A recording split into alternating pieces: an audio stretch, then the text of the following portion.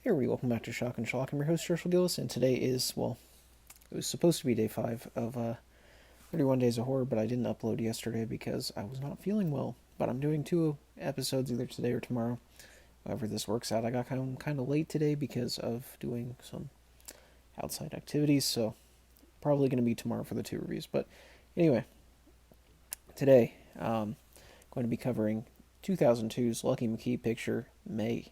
Now, this is a pretty popular movie, so I'm sure a lot of people know this one, but if you don't, it's about this young woman named May who grew up in a really difficult childhood with her mother, who gives her this weird doll that is like sort of her only friend growing up. And then when May's older, she works in like a vet clinic and is very, ill-adjusted to the world and is sort of an outcast in a way.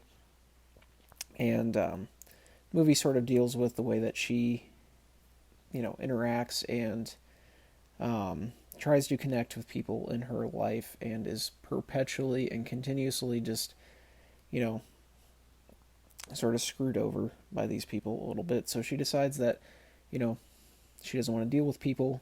She wants to make her own friend in like a literal like Frankenstein sense. But yeah, I don't want to spoil anything if you haven't seen this because this is a really really great movie. Um, so yeah, first off, what do I like about this?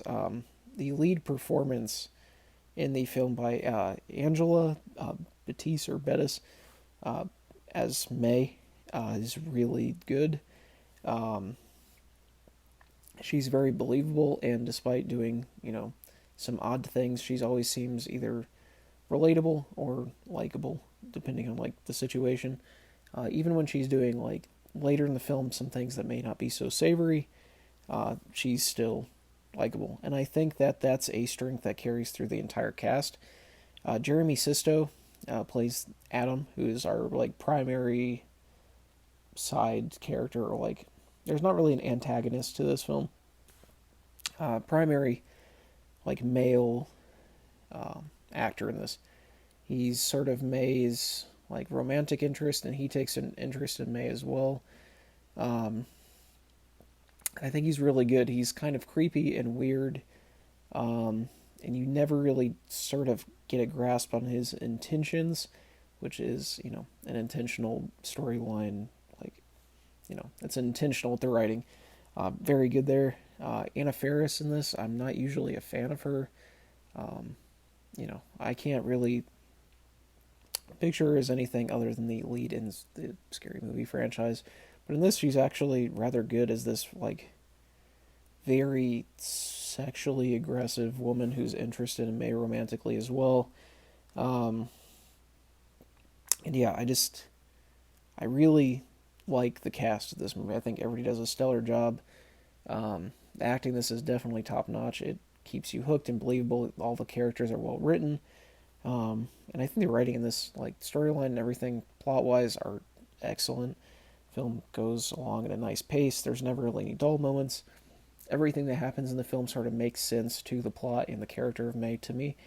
Um, so yeah, I'm not saying like this is completely flawless. I mean, very few films are, but this is a very well made little movie here. Lucky McKee definitely knows what he's doing behind the camera, and yeah, just really good there. And I've been a fan of Lucky for a while because he did two, I believe it's only two, Jack Ketchum adaptations with The Woman and Red, both of which are very good. The Woman especially, I love that movie and its soundtrack, but we might do that later this month.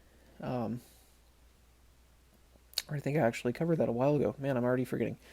Um, but yeah, really good. If you're a fan of Lucky McKee's other work, you're definitely going to enjoy this. Sort of the film that like put him on the map, I think, was this, and it's a really good one. The soundtrack in this is really good as well. Fits the atmosphere and tone of wherever it is. Creepy, catchy, depending on the scenario there. Sometimes both at once. Um, I just really enjoy that. I like the set design in this as well, and um, just the like. I don't want to say um, costumes, but like outfit design. really like shows the characters as well.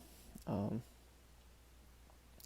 it's like May dresses very odd, and when she switches to like something more traditional when she's going on a date or something, um, really like matches her change in character. Like it feels like very strained, and yeah, really liked that whole like separation. I feel like there's not very much in this film that isn't intentional, and that was definitely one of them. Um, I mentioned the doll previously. That is really good too. I know, like Chuck Palahniuk, the author, was talking about. I know this is a very popular and common writing tool, but like the burying the gun, like introducing the gun at the beginning of the story, gets it in your mind, and then at the end of the story something happens with it. This is like the doll in the film, and it's also a measure of time and what's happening in the film, and like May's mental stability.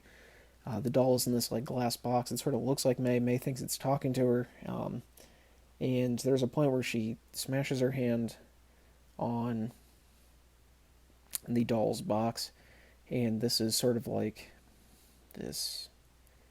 It almost feels like a stopwatch is starting, like it cracks a little bit, and then throughout the story, like as things unfold, the box cracks a little bit more and a little bit more, and you're always wondering what's going to happen when the box finally breaks, and that's like May's mental state.